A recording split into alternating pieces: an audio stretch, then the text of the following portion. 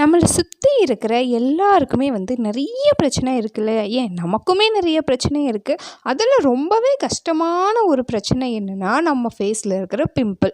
ஆமாங்க, அது ஒரு பெரிய பிரச்சனையாக இப்போ நாமெல்லாம் கன்சிடர் பண்ணிகிட்ருக்குறோம் இல்லையா?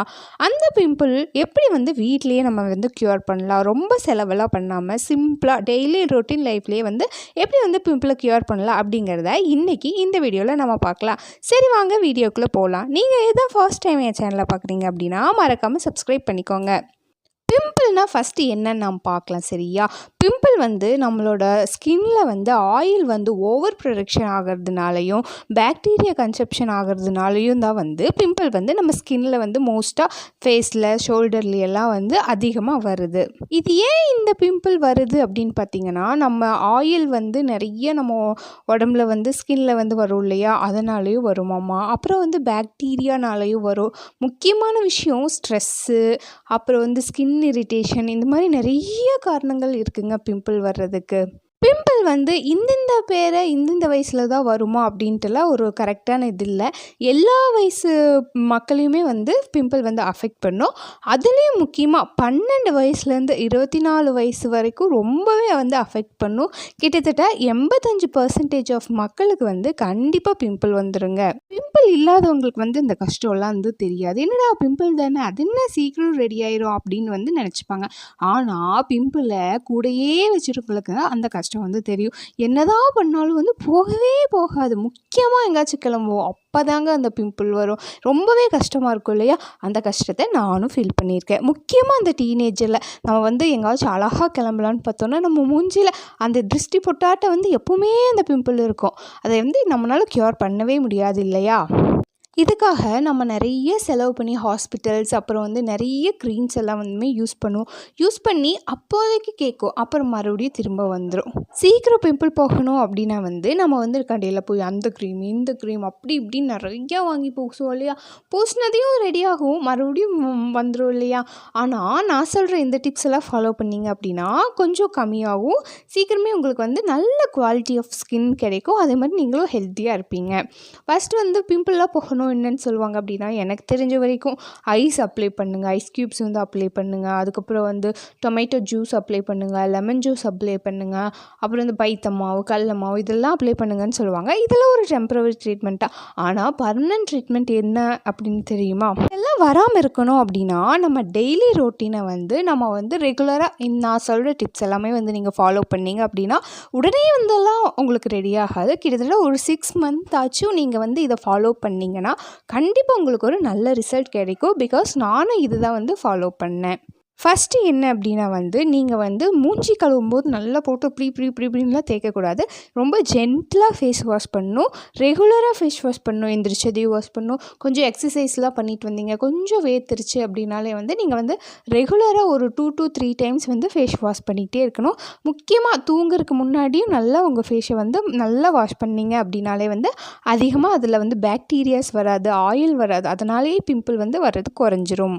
நீங்கள் யூஸ் பண்ணுவீங்க இல்லையா மேக்கப்பு, அதுக்கப்புறம் சன்ஸ்க்ரீம் எல்லாத்துலேயுமே நிறைய கெமிக்கல் ஃப்ரீயாக இருக்கிற எத்தனையோ பிராண்ட்ஸ் இருக்குது இல்லையா? அந்த மாதிரி ஒரு க்ரீமை வாங்கி யூஸ் பண்ண பாருங்கள். நிறைய கெமிக்கல் இருக்கிற ப்ராடக்ட்ஸை மூஞ்சில் அப்ளை பண்ணாதீங்க. ஓவர் மேக்கப் ரெகுலராக பண்ணிடாதீங்க. அதனால் கூட பிம்பிள் நிறையவே வரும்.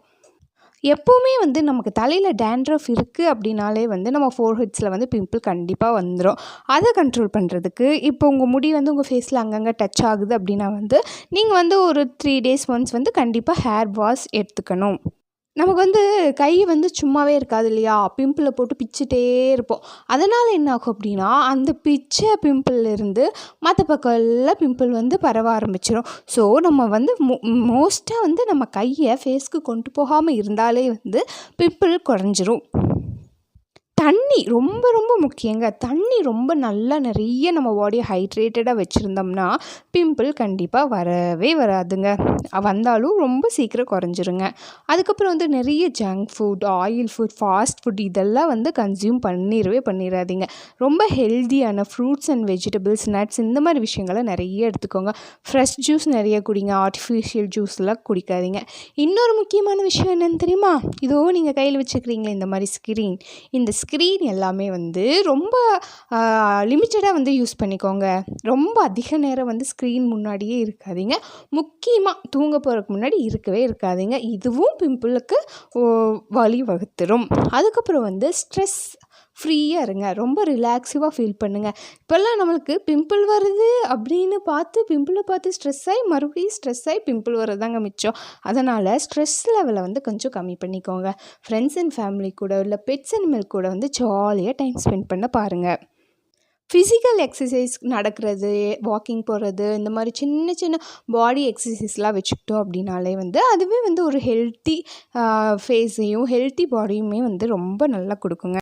இன்னொரு முக்கியமான விஷயம் நான் உங்கள் கூட ஷேர் பண்ணணும். என்ன அப்படின்னா வந்து நம்ம ஏன் இவ்வளோ கன்சர்ன்ட்டாக நம்ம ஃபேஸுக்குன்னு நம்ம வந்து நிறையா வந்து பார்த்துக்கிட்டே இருப்போம் இல்லையா? ஒரு சிலரெல்லாம் வந்து ரொம்ப பிரைட்டாக பியூட்டிஃபுல்லாக இருந்தால் மட்டும்தான் மூஞ்சியில் அவ்வளோ க்ரீம்ஸ் அதெல்லாம் போட்டுட்டு வந்து அவங்கள வந்து ரொம்ப அழகாக எக்ஸ்போஸ் பண்ணுவாங்க. அது தப்புன்னு நான் சொல்லலை. ஆனால் வந்து ஏன் வந்து நம்ம ஃபேஸ்க்கு இவ்வளோ இம்பார்ட்டன்ஸ் கொடுக்குறோம்? நம்ம அழகாக இருந்தால் தான் மற்றவங்க மதிப்பாங்க அப்படின்னு வந்து நினச்சிக்கிறோம் இல்லையா? அப்போது வந்து நிறைய நமக்கு தெரிஞ்ச எத்தனையோ பேர் இருக்காங்க இல்லையா? காமராஜராக இருக்கட்டும், ஜான்சி ராணியாக இருக்கட்டும், இத்தனை போராட்ட வீரர்கள் இருக்காங்க இல்லையா? அவங்க எல்லாமே வந்து டெய்லியும் அந்த மூஞ்சிக்கு மேக்கப் போட்டு அப்புறம் பிம்பிள் இல்லாமல் இருக்கணும், நல்லா இருக்கணும், ஃபேஸ் பார்க்கவே பளிச்சுன்னு இருக்கணும் அப்படின்லாம் நினச்சிட்ருக்காங்க. நம்ம வந்து மற்றவங்களுக்கு வந்து எக்ஸ்போஸ் ஆகிறது நம்ம கேரக்டர் தாங்க ரொம்ப முக்கியம். அதுக்கப்புறம் தான் முகத்தோட அழகு எல்லாமே வந்து இருக்குது. பட் இருந்தாலும் வந்து எல்லாத்துக்குமே தோணும் நம்மளை வந்து யாராச்சும் அழகாக இருக்காங்க அப்படின்னு சொன்னாலே போதும் நமக்கு அவ்வளோ பூரிப்பாக இருக்கும் இல்லையா? அந்த ஒரு பூரிப்புக்காக தான் இவ்வளோவுமே நம்ம பண்ணிகிட்ருக்கோம்.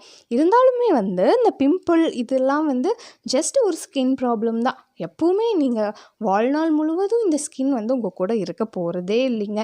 ஜஸ்ட் இப்போ எப்படி இருக்கீங்களோ கொஞ்ச நாளுக்கு அப்படி இருப்பீங்க. மறுபடியும் கொஞ்சம் காலம் மாற மாற வந்து சுருக்கங்கள் வரும். அப்புறம் வந்து நிறைய நம்ம உடம்புலையும் சரி ஃபேஸ்லையும் சரி நிறைய மாற்றங்கள் ஆகும். இதே இளமை வந்து உங்களுக்கு கண்டினியூ ஆக போகிறதே இல்லை. ஸோ அப்போ எதுக்குங்க நீங்கள் பிம்பிள் பற்றி உங்கள் ஃபேஸ் டல்லாக இருக்குது நல்லா இல்லைன்னு எதுக்கு நீங்கள் ஃபீல் பண்ணணும்?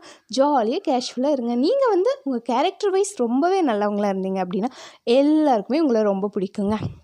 இந்த வீடியோ பிடிச்சிருந்தா மறக்காமல் லைக் பண்ணி கமெண்ட் பண்ணுங்கள். தேங்க்யூ.